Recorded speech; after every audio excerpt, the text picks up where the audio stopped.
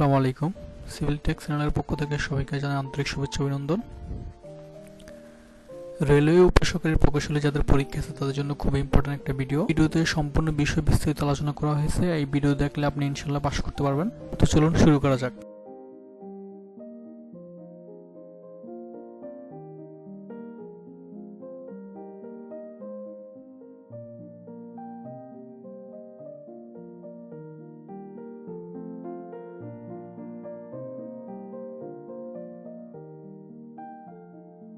Notice অনুযায়ী আমাদের প্রথমে পিল হবে 100 মার্কের এবং এটা 1 ঘন্টা হবে, এবং পিলিতে যদি আপনি উত্তীর্ণ হন তারপর আপনাকে রিটেন 100 মার্কের 3 ঘন্টা হবে।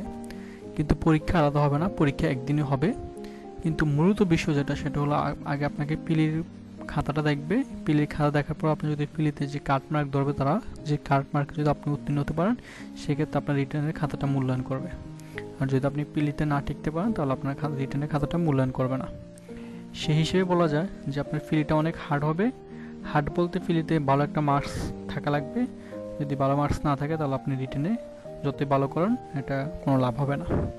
সেই জন্য প্রাথমিক পর্যায়ে আমাদের ফিলিতে যে 100 মার্ক আছে সেই 100 মার্কের মধ্যে আমাদের গুরুত্বটা বেশি দিতে হবে যাতে আমাদের ফিলিতে কোনো রকমের না ছুটে।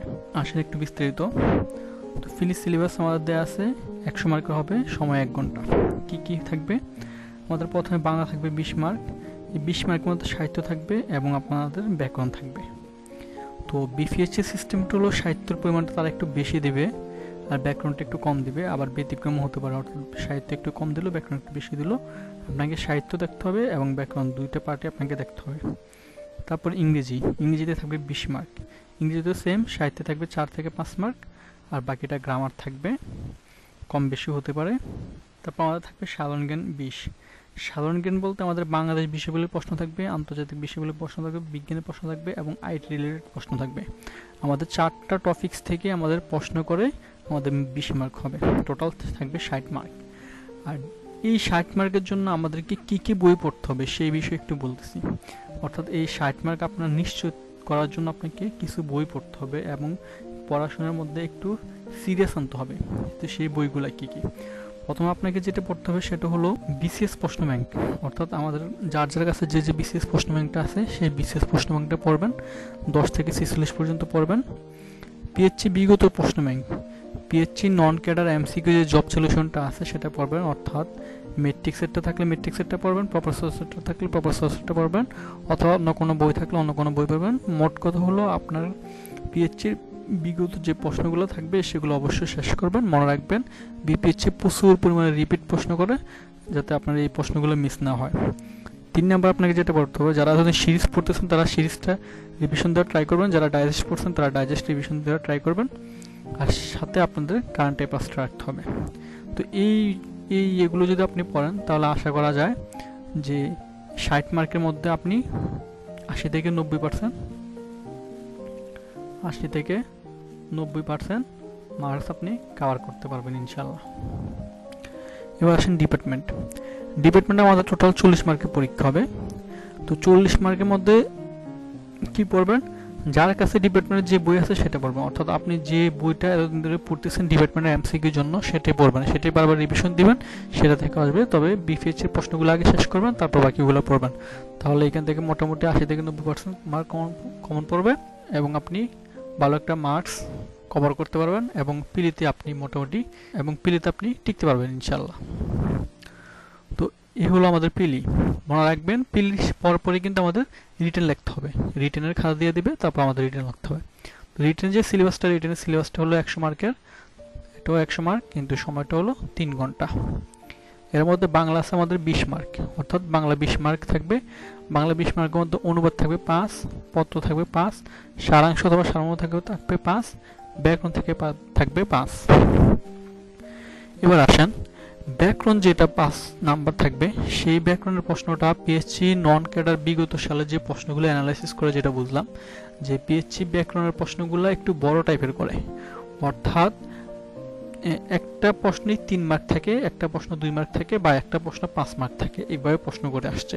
কিরকম প্রশ্ন হতে পারে এরকম যে বাক্য কাকে বলে, বাক্য কত প্রকার ও কি কি। অথবা প্রশ্ন থাকতে পারে এরকম যে বাংলা প্রমিত বানানের 5টি নিয়ম লেখো। অথবা প্রশ্ন থাকতে পারে নত্যবিধান ও সত্যবিধানের পার্থক্য লেখো। অথবা প্রশ্ন থাকতে পারে এরকম যে নত্যবিধান ও সত্যবিধানের 5টি নিয়ম লেখো, এরকমভাবে 5 মার্ক থাকতে পারে। তো এইভাবে 5 মার্ক থাকতে পারে। আবার দেখা গেছে বাংলা ব্যাকরণের বিভিন্ন টপিকস থেকে আপনাকে 5 মার্ক দিয়ে দিতে পারে। কীরকম সেটা? সন্ধি থেকে থাকতে পারে, সমাস থেকে থাকতে পারে, সমার্থক থেকে থাকতে পারে, বিপরীত থেকে থাকতে পারে, কারক থেকে থাকতে পারে, অর্থাৎ 5টা টপিক থেকে 5টা প্রশ্ন দিয়ে 5 মার্ক থাকতে পারে।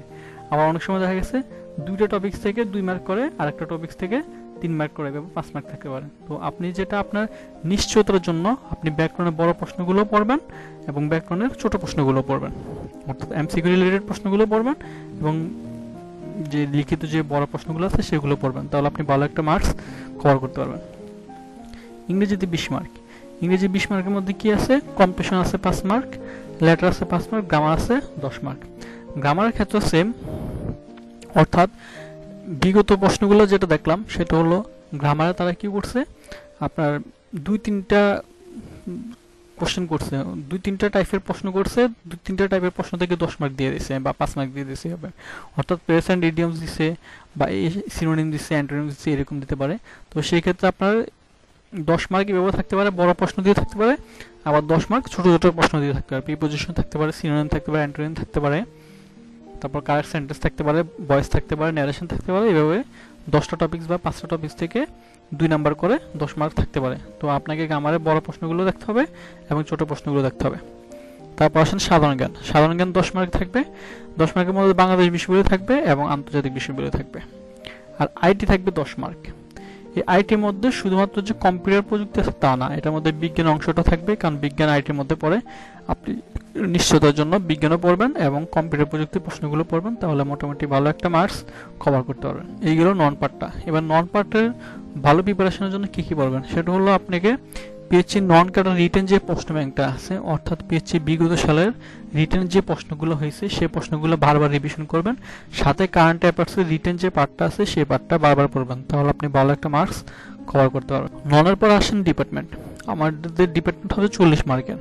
40 মার্কের মধ্যে থিওরি, অর্থাৎ থিওরি থাকবে 15 মার্ক, ম্যাথ থাকবে 25 মার্ক। তো ডিপার্টমেন্টের জন্য কি কি বই পড়বেন? ডিপার্টমেন্টের জন্য পড়বেন বিপিএইচসি বিগত সালের ডিপার্টমেন্টের সকল প্রশ্ন সমাধান করবেন, অর্থাৎ আপনার কাছে যে প্রশ্ন ব্যাংকটা আছে সেটা বিপিএইচসি বিগত সালের যে প্রশ্নগুলো আছে সেই প্রশ্নগুলো, সকল প্রশ্নগুলো সমাধান করবেন এবং ডিপার্টমেন্টের যে বইটা ফলো করেন সেই বইটা সাবজেক্ট অনুযায়ী শেষ করবেন, তাহলে আপনি ডিপার্টমেন্টে 40 কভার করতে পারেন। নেক্সট ভিডিওতে আমি এমন একটা ডিপার্টমেন্টের ক্লাস নিয়ে হাজির হব যে ডিপার্টমেন্টের ক্লাসে আপনি কীভাবে পড়লে 40 কভার করতে পারেন সেই ভিডিওতে আমি সম্পূর্ণ ডিটেলসে বলে দেবো ইনশাল্লাহ। তো এই হলো আমাদের প্রশ্ন প্যাটার্ন এবং সাজেশন। আপনি যদি আমার ফুল ভিডিওটা দেখেন, এই অনুযায়ী পড়েন, তাহলে আপনি মোটামুটি ভালো একটা মার্কস আর্ন করতে পারবেন এবং ইনশাল্লাহ আপনি পরীক্ষায় টিকতে পারবেন। তো আজকে এই পর্যন্তই। সবাই ভালো থাকবেন, সুস্থ থাকবেন। আল্লাহ হাফেজ। ভিডিওটি ভালো লাগলে সাবস্ক্রাইব করবেন, লাইক শেয়ার করবেন।